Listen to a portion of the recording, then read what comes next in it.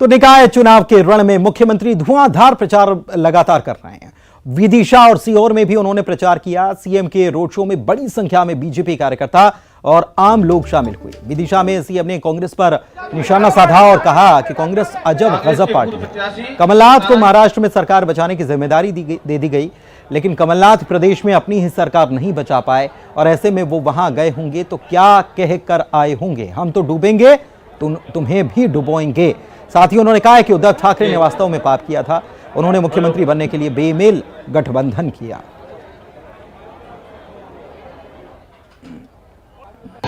विकास और जनता के कल्याण के लिए आप भारतीय जनता पार्टी का साथ दीजिए। मेरे बहनों और भाइयों, देखो, विधायक भारतीय जनता पार्टी का नहीं, कई विकास के काम बाधित हो गए। अब ये नगर पालिका की कड़ी मुझे चाहिए। पैसे की कमी मैं नहीं आने दूंगा, लेकिन पैसा अगर जमीन पे लगाना है तो मैं सीधे नहीं आ सकता। मैं पैसा स्वीकृत कर सकता हूं। रूस में पढ़ाई रूसी में होती है, जर्मनी में जर्मन में होती है, जापान में जापानी में होती है, फ्रांस में फ्रेंच में होती है।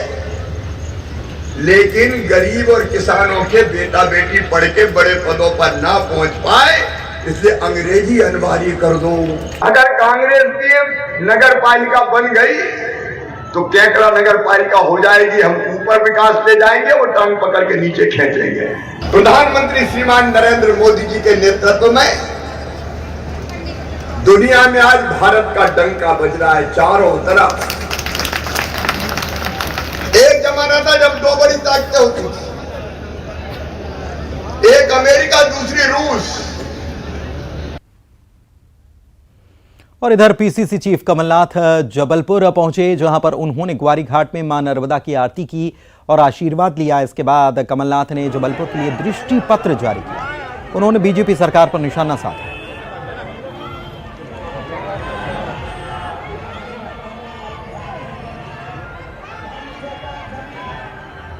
कि स्मार्ट सिटी किस प्रकार से एक माध्यम बन गया, केवल जबलपुर की बात नहीं है, पूरे प्रदेश की एक माध्यम बन गया भ्रष्टाचार। कि ये देखिए, ये घोषणा कर गए, ये घोषणाओं की राजनीति। मैंने कभी घोषणा नहीं करी थी जो जबलपुर को दिया, मैंने कभी घोषणा नहीं करी थी। मैंने कहा ये घोषणा मैं तो ना तो टीवी में कहा था, आप सब भी बोलते रहते थे ये करूंगा।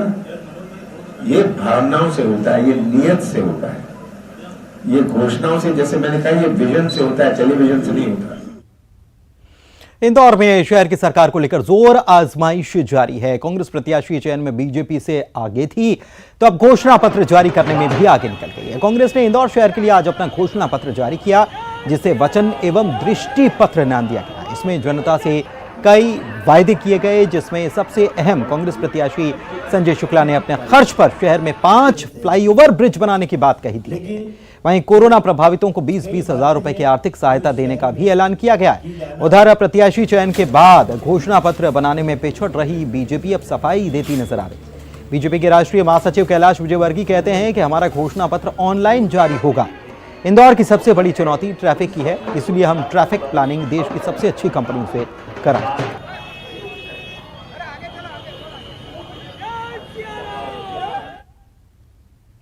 इधर नगरीय निकाय चुनाव को लेकर गुना पहुंचे जिले के प्रभारी मंत्री और मध्य प्रदेश के ऊर्जा मंत्री प्रद्युम्न सिंह तोमर ने बीजेपी प्रत्याशियों के पक्ष में नुक्कड़ सभा की और जनसंपर्क किया। इस दौरान तोमर ने जनता से अपील की कि बीजेपी को वोट दीजिए और अगर दूसरे को वोट देंगे तो देश में अलगाववाद और आतंकवाद फैलेगा। इस मौके पर बड़ी तादाद में बीजेपी प्रत्याशी और बीजेपी कार्यकर्ता प्रभारी मंत्री के साथ जनसंपर्क में नजर आए। दूसरे प्रत्याशी को जिताओगे तो उनका हाथ लगा जो देश हो। मैं आतंकवाद और अलगाववाद को बढ़ावा देते हैं, उनके समर्थन में हाथ उठेगा। आपको कैसे व्यक्ति को जिताना ये आपको तय करना है। इसलिए माननीय नरेंद्र मोदी जी के हाथ मजबूत करने के लिए, प्रदेश के यशस्वी मुख्यमंत्री शिवराज सिंह जी के हाथ मजबूत करने के लिए और इस क्षेत्र के विकास के लिए आपको कमल का बटन 6 जुलाई को दबा करके भारतीय जनता पार्टी के और नगरीय निकाय के चुनाव जोरों पर है और बीजेपी और कांग्रेस नगर की सरकार बनाने की पूरी ताकत लगा रहे हैं। खंडवा में मुख्यमंत्री ने कमलनाथ पर तंज कसा और निमाड़ के कांग्रेस नेता और पूर्व सांसद अरुण यादव को बीजेपी में आने का न्योता दे दिया। अरुण यादव ने सीएम का ऑफर ठुकराया और कहा कि कांग्रेस पार्टी का हमारे ऊपर सिर तक कर्जा है, पार्टी और कांग्रेस को हमारी जरूरत है, हम उसके साथ खड़े हैं। उनको भेज रही है महाराष्ट्र कि जाओ महाराष्ट्र की सरकार बचा के आओ, और जो मध्य प्रदेश में अपनी सरकार नहीं बचा पाया तो महाराष्ट्र की सरकार बचाएगा। अरे यहाँ तो कल्याण कमलनाथ का कब्जा है, मुख्यमंत्री कमलनाथ, नेता प्रतिपक्ष बीच में बन गए थे कमलनाथ, प्रदेश कांग्रेस के अध्यक्ष बोले कमलनाथ, युवाओं के नेता नकुलनाथ, और बाकी कांग्रेस हो गई अनाथ। अरुण भैया।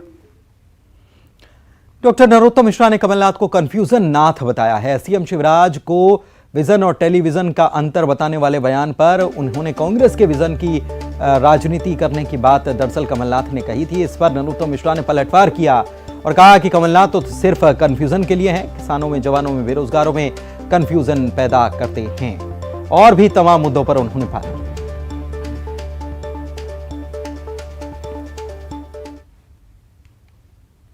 प्रदेश के पुलिस कर्मियों को जल्द सौगात मिलेगी। गृह मंत्री ने कहा है कि नक्सल विरोधी अभियान में लगी हॉक फोर्स को छठे वेतनमान का 70% भत्ता दिया जाएगा।